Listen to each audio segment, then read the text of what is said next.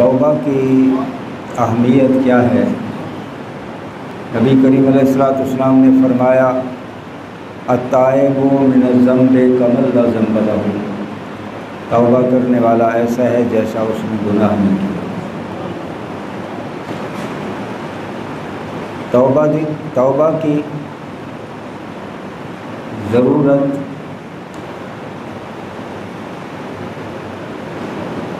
نبی کریم علیہ السلام نے فرمایا کہ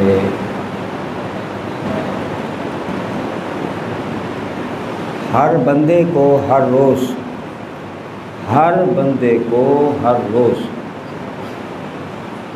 جہاں اس نے دفن ہونا ہوتا ہے وہ قبر اسے 70 مرتبہ یاد کرتی ہے۔ ہر بندے کو جہاں اس نے دفن ہونا ہوتا ہے وہ قبر اسے 70 مرتبہ یاد کرتی ہے، اور اس کے 70 کے 70 مختلف الفاظ ہیں۔ انا بیت الدودۃ، انا بیت الوحشۃ، انا بیت الظلمۃ، انا بیت الوحدۃ۔ تو نبی کریم رؤوف رحیم علیہ السلام نے فرمایا قیامت تک کا پیغام کہ فرمایا میں بھی 70 مرتبہ استغفار پڑھتا ہوں، آپ بھی 70 مرتبہ استغفار پڑھا کرو۔ تو استغفار کس لیے پڑھا جائے؟ یہ دراصل قبر کا جواب ہے۔ قبر تو جو ہمیں دھمکیاں دے رہی ہے، تو اس کے بدلے میں ہم اللہ سے معافی مانگ رہے ہیں، تو جسے اللہ معاف کر دیں، اے قبر تو اس کا کیا بگاڑ سکتی ہے؟ اب اس نے توبہ کر لی۔ ہر روز توبہ کرنے والے کو کما تعیشون تموتون کما تموتون تحشرون۔ نبی کریم رؤوف رحیم علیہ السلام نے فرمایا آپ جیسے زندگی گزارو گے اسی طرح مرو گے، اور اسی طرح قبر میں رہو گے، اور قیامت والے دن اسی طرح آپ اٹھو گے۔ آپ توبہ کر رہے ہیں، آپ توبہ کرتے کرتے اس دنیا سے گئے، اب گناہ تو معاف ہو گئے، تو حضور علیہ السلام نے فرمایا قبر نہیں ہوتی، یا وہ بہشت ہوتی ہے یا دوزخ ہوتی ہے۔ اب اس نے توبہ کر لی، اس کے نامہ اعمال میں تو گناہ ہے نہیں، اس کی قبر کو بہشت بنا دیا جاتا ہے۔ وہاں وہ اللہ کا ذکر بھی کرتا ہے اور اللہ کا رزق بھی کھاتا ہے، تو اسے حیات ابدی مل جاتی ہے۔ اسے کیا مل جاتا ہے؟ حیات ابدی مل جاتی ہے، کہ دنیا میں رہ کر اس نے نماز، درود و سلام، اللہ کا ذکر اور توبہ کو اپنا سہارا بنایا، اس پر اس کی قبر کو بہشت بنا دیا جاتا ہے اور اسے حیات ابدی دے دی جاتی ہے۔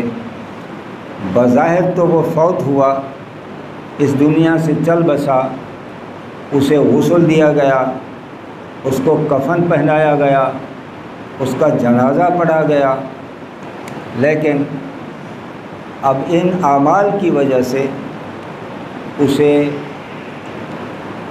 شہادت باطنی مل جاتی ہے۔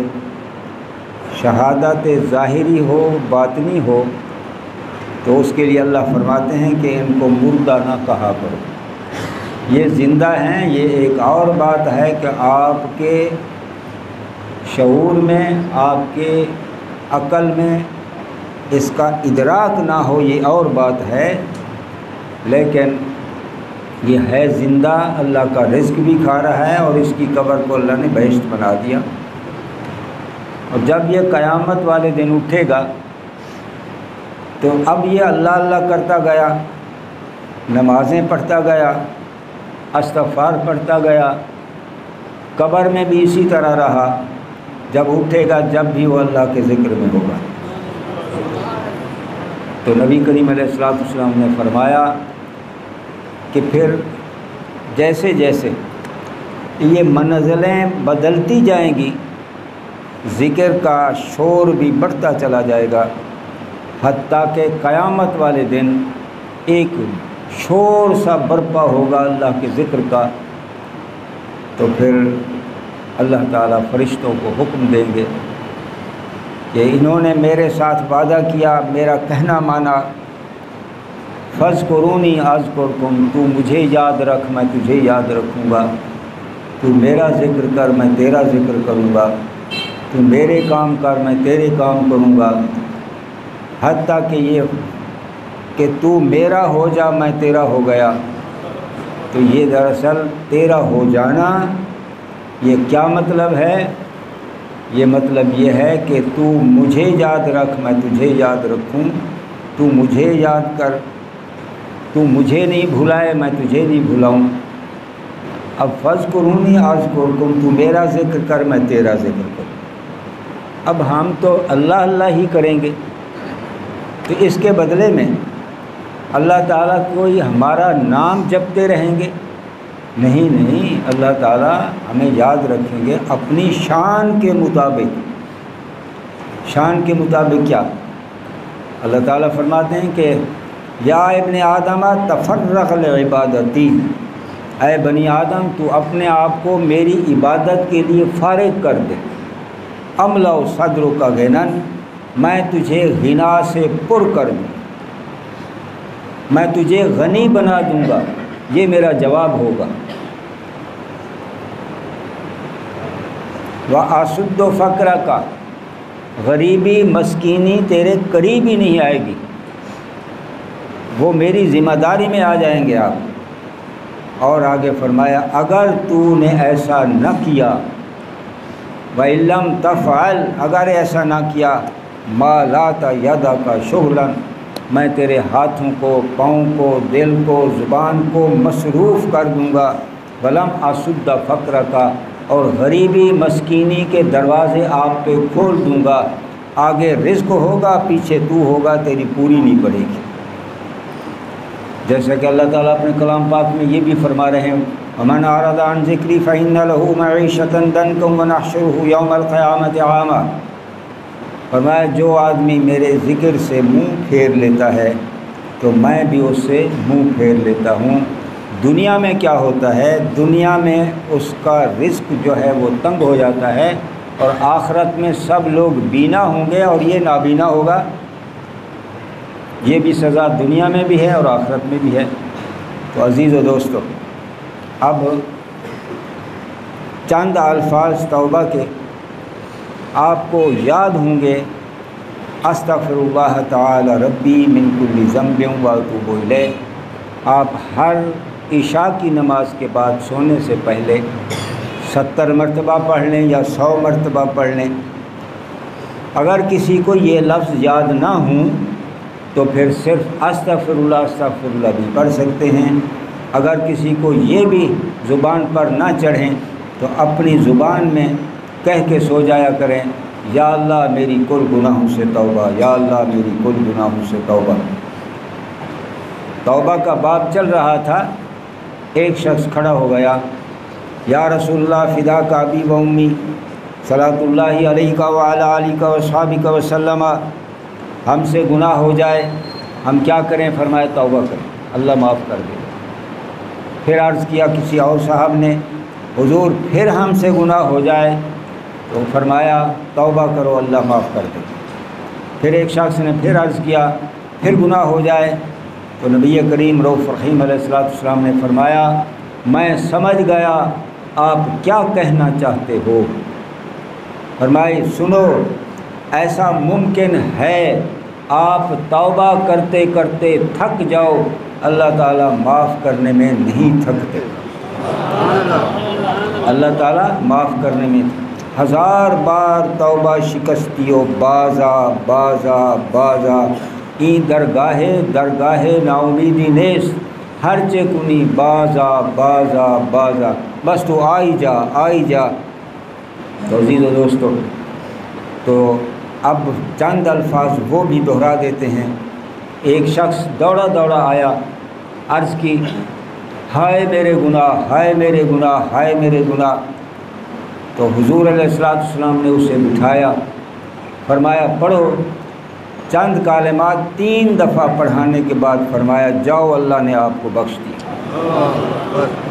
تو اب آپ اور ہم انہی الفاظ کو دہرا دیتے ہیں تاکہ ہم اس محفل سے اٹھ کے جائیں، جمعہ کی نماز پڑھ کے جائیں تو گناہوں سے ایسے پاک ہوں جیسے ماں کے پیٹ سے بچہ معصوم آتا ہے۔ تو پھر اس کے بعد جو چند آپ کو مشورے پیش کیے جائیں گے، اپنی بقیہ زندگی ان مشوروں پر عمل کریں گے، انشاءاللہ پھر کیا ہوگا، دنیا کی زندگی بھی بہتر ہو جائے گی اور آخرت کی زندگی بھی بہتر ہو جائے گی۔ تو آپ میرے ساتھ پڑھیے، اللہم مغفرتک اوسع من ذنوبی ورحمتک ارجع عندی من عملی۔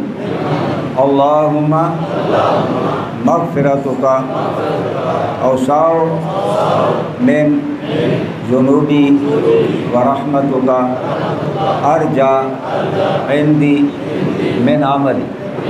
اللہم مغفرتک اوسع من ذنوبی ورحمتک ارجع عندی من عملی۔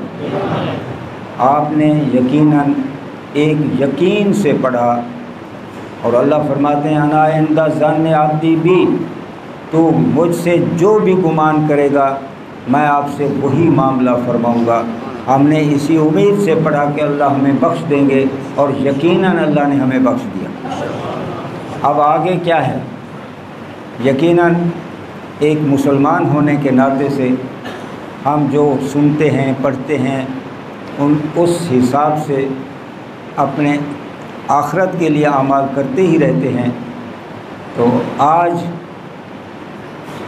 شاید کچھ ایسے مشورے ہوں جو اس سے پہلے آپ کو کسی نے مشورہ نہ دیا ہو یا کسی کتاب میں آپ نے نہ پڑھا ہو، تو وہ میں پیش کروں گا، آپ اس پہ عمل کریں گے۔ جو کر رہے ہیں وہ بھی کرتے رہیں اور ساتھ ہی ساتھ ان کو بھی شامل کر دیں۔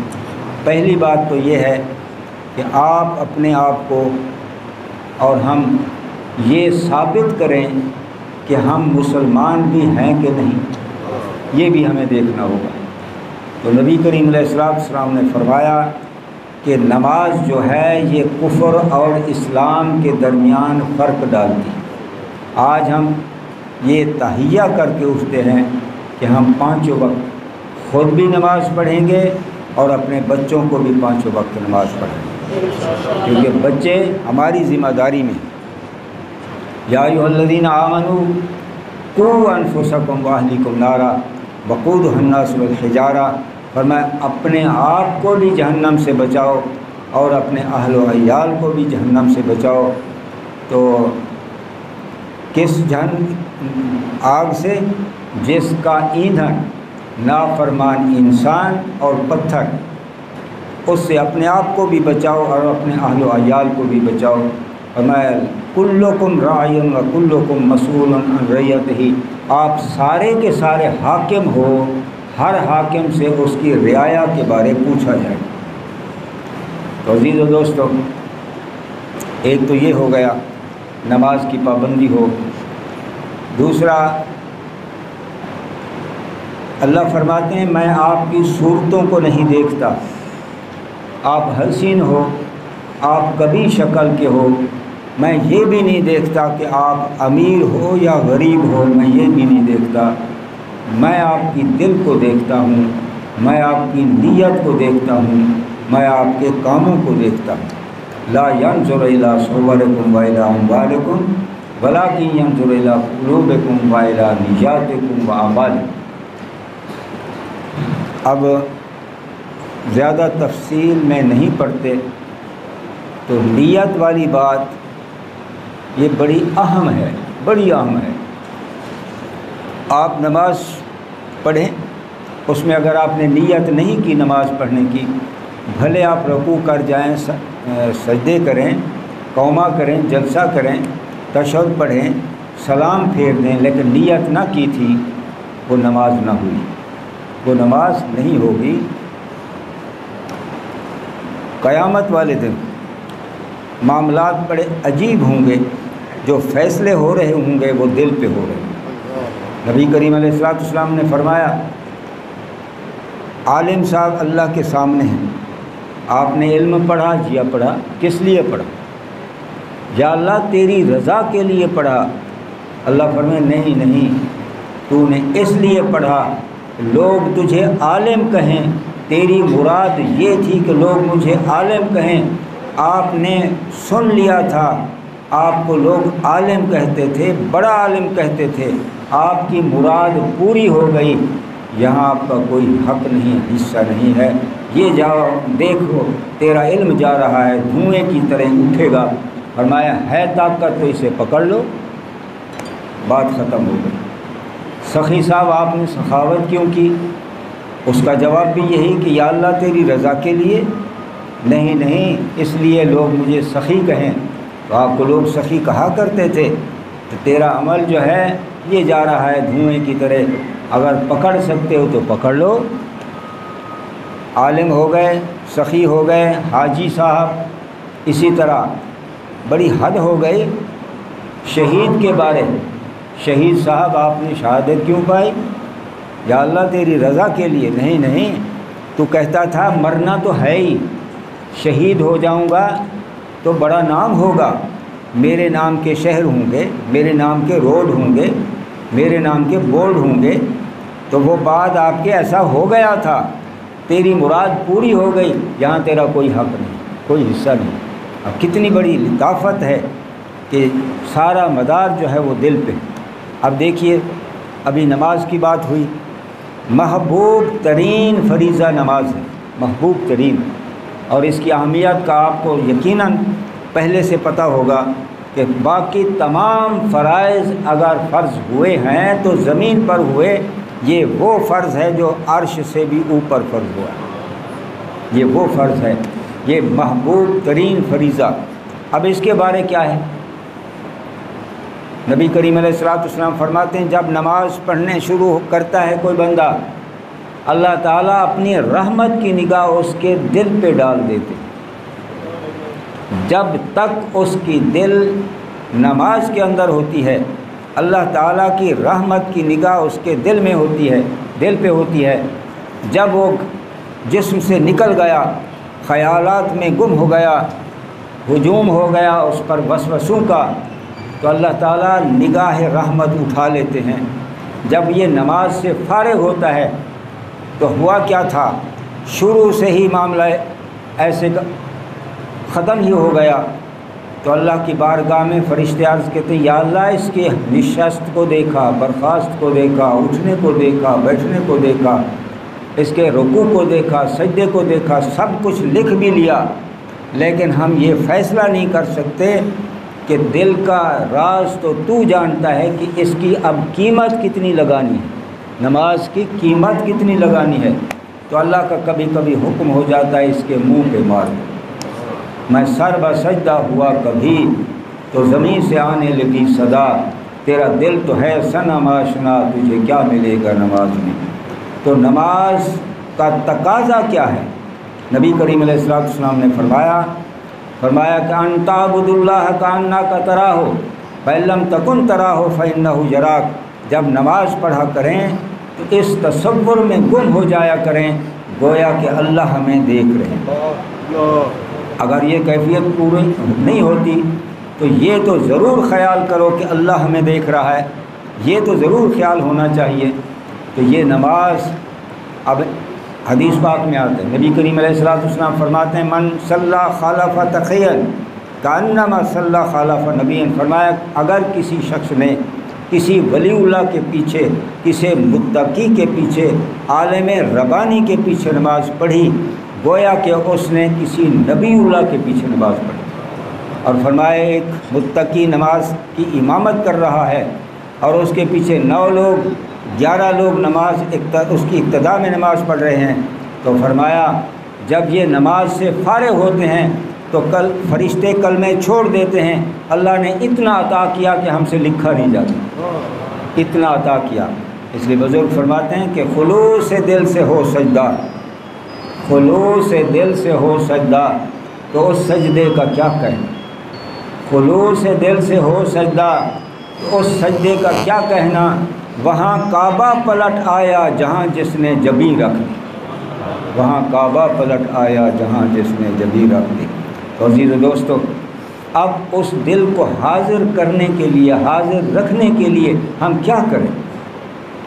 اس کا ایک بہترین نسخہ یہ ہے، آپ اپنی خوش نصیبی کو اپنے سامنے رکھ کر کہ آپ مومن ہیں، مومن، یہ بڑی خوش نصیبی کی بات ہے کہ آپ مومن ہو، اور مومن کو اعزازات جو اللہ نے بخشے ہیں، جس میں سے ایک اعزاز وہ بھی ہے جو اللہ فرماتے ہیں میں نے یہ اعزاز کسی کو عطا نہیں کیا، اگر عطا کیا ہے تو مومن کو عطا کیا۔ وہ اعزاز کیا ہے؟ فرمایا لا یسنی فی السماء ولا فی الارض ولکن یسنی فی قلب عبد مومن، گفت پیغمبر کے حق فرمودہ است، من نمے گنجم دری بالا و پست، در زمین و آسمان و عرش نیز، من نمے گنجم یقیندہ اے عزیز، در دل مومن بگنجم اے عجب، گر مرا جوئی دران دل ہا طلب، اگر تجھے میری طلب ہے میں آپ کو کہیں نہیں ملوں گا، اگر ملوں گا تو مومن کے دل میں ملوں گا۔ بات سمجھ آ گئی؟ آپ کے اعزازات میں سے کتنا بڑا اعزاز ہے کہ اللہ تعالیٰ نے اپنے دل کو تیرے دل کو اپنا گھر بنایا۔ اب ہمارے دل کے کوشے میں ایک آواز سی اٹھا کرتی ہے، کبھی آواز بلند ہوتی ہے، کبھی سری ہوتی ہے، خفی ہوتی ہے، لیکن یہ ہے کہ دل بند نہیں ہوتا۔ اب جسے ہم اسے دھڑکن کے خیال میں رکھتے ہیں ہر وقت کہ ہمارا دل دھڑک رہا ہے، لیکن نہیں، یہ بات اپنے ذہن میں رکھیں کہ مومن کا دل دھڑکتا نہیں، بلکہ وہ اللہ کے شکر میں کہ اللہ نے مجھے اپنا گھر بنایا، اللہ کا ذکر کر رہا ہے۔ اب آپ سب لوگ میرے ساتھ کہیے کہ دل کیا کر رہا ہے، مومن کا دل کیا کر رہا ہے، میرے ساتھ کہیے اللہ اللہ۔ آپ سمجھ گئے میری بات؟ اگر آپ سمجھ گئے ہیں تو اب اس کی قیمت سنتے چلے جائیے۔ نبی کریم علیہ السلام فرماتے ہیں صرف ایک لمحہ کہتے ہیں آنکھ جھپکنے کو، ایک لمحہ دل سے اللہ اللہ کرنا 70 سال کی عبادت سے بڑھ کر، تفکر ساعۃ خیر من عبادت 70، ایک مقام پہ فرمایا اتفکر ساعۃ خیر من عبادت الثقلین، فرمایا جن و انس کی عبادت سے بڑھ کر ہے ایک لمحہ دل سے اللہ کا ذکر کرنا۔ اب آپ بھول کر بھی کبھی یہ خیال نہیں کریں کہ ہمارا دل دھڑک رہا ہے، بلکہ یہ خیال ہو کہ دل کر رہا ہے اللہ اللہ۔ ہاں، اس کی اور شرط نہیں، ایک شرط یہ ہے کہ جب بھی آپ فارغ ہوا کریں، جب بھی، رات کو، دن کو، نماز سے پہلے، نماز کے بعد، جب بھی فارغ ہوں، چاہے کہ 2 منٹ ہی آپ کو مل رہے ہیں فرصت کے، آنکھیں بند رکھنی ہے، زبان بھی بند رکھنی ہے، دل پہ خیال دینا ہے کہ دل کر رہا ہے اللہ اللہ، ساتھ ساتھ یہ تصور بھی کرنا ہے کہ نبی کریم علیہ السلام کے قلب مبارک سے نور آ رہا ہے اور وہ دل ہمارا روشن بھی ہو رہا ہے اس نور سے، بھلے وہ نظر نہ بھی آئے، یہ کوئی ضروری نہیں کہ وہ نور نظر آئے، لیکن یہ نور کب کام آئے گا؟ قیامت والے دن۔ مختلف روایات سے پتہ چلتا ہے کہ 1500 سال، 3000 سال، 50,000 سال کا سفر ہے پل صراط کا، لیکن یہ بندہ جس نے دل سے اللہ کا ذکر کیا، نماز کی پابندی کی، درود و سلام کثرت سے پڑھا، جو ہی یہ قدم رکھے گا نیچے جہنم پکار کے کہے گی جز یا مومنہ اطفا نوروں کا لہبی، جز یا مومنہ اطفا نوروں کا نور ناری، اے مومن جلدی سے نکل جا، تیرے دل کا نور میری آگ کو بجھا رہا ہے، اگر تو آہستہ سے چلے گا میں بجھ جاؤں گی، میں مجرم لوگوں کا کچھ بھی نہیں بگاڑ سکتی۔ تو حضور علیہ السلام نے فرمایا طرفۃ العین، آنکھ جھپکنے کی دیر سے بھی پہلے 50,000 سال کا سفر طے کر کے بہشت میں پہنچ جائے۔ یہ بات سمجھ آ گئی؟ اب آپ کی ہر نیکی جو ہے، چونکہ اللہ کا ذکر کر رہے دل، ہر وقت اللہ کے ہاں حاضر ہے، کیونکہ اللہ کا فرمان بھی یہی ہے، فاذکرونی اذکرکم، تو اگر مجھے خلوت میں یاد کرے گا تو میں بھی آپ کو خلوت میں، اگر تو کسی مجمع میں یاد کرے گا تو اس سے بہتر مجمع فرشتوں میں یاد کروں گا۔ فرمایا دل میں یاد کرو گے تو میں بھی آپ کو دل میں یاد کروں گا۔ جب تو دل سے اللہ کا ذکر کر رہا ہے تو اللہ تعالیٰ بھی آپ کا ذکر کر رہے ہیں، تو پھر آپ کی وہ ہر ادا جو ہے وہ اللہ کو مقبول ہے، اللہ کے ہاں محبوب ہو گئی، وہ قبول ہو گئی۔ یہی وہ نماز ہے جس کے مارے فرمایا کہ کلمے چھوڑ دیتے ہیں فرشتے کہ اللہ نے اتنا عطا کیا کہ ہم سے لکھا ہی نہیں جاتا۔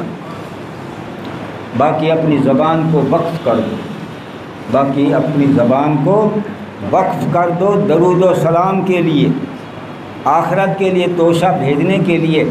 اس سے بھی بڑھ کر کوئی اور چیز نظر نہیں آتی۔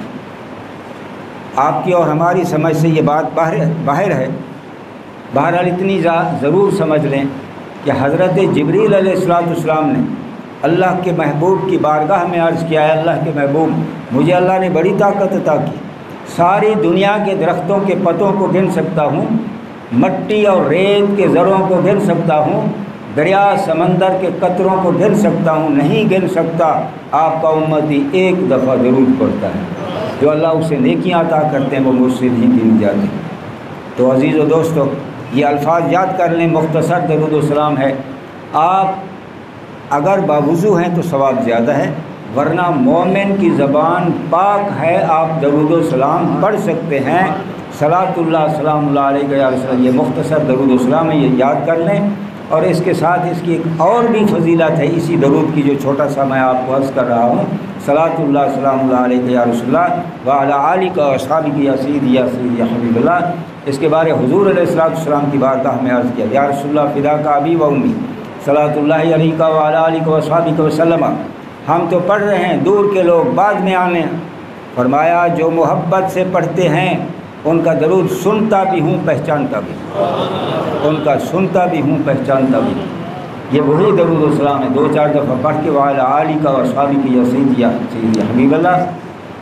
عزیز و دوستو ایک بات انتہائی اہمیت کی حامل ہے، میرے پاس صرف 4 منٹ باقی ہیں، میں کوشش کروں گا وہ 2 منٹ میں آپ کو عرض کر دوں۔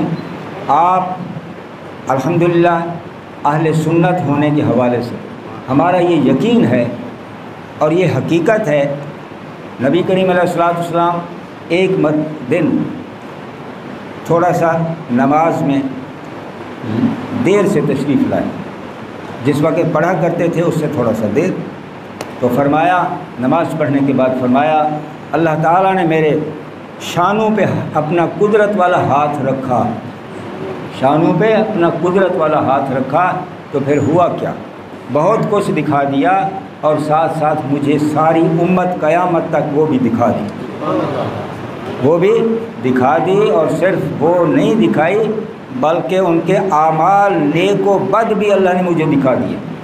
ابھی تو آئے نہیں کچھ لوگ قیامت تک، تو حضور علیہ السلام ان کو پہچانتے بھی ہیں اور وہ سامنے ہیں، ان کے گناہ بھی ہیں اور نیکیاں بھی آپ کے سامنے ہیں، اسی طرح ہماری بھی۔ تو میں عرض کروں گا کہ یہ تھوڑا سا وقت دنیا کا جو اللہ نے ہمیں عطا کیا ہے، اس میں کم سے کم اپنے آقا علیہ السلام کو تکلیف تو نہ پہنچائیں۔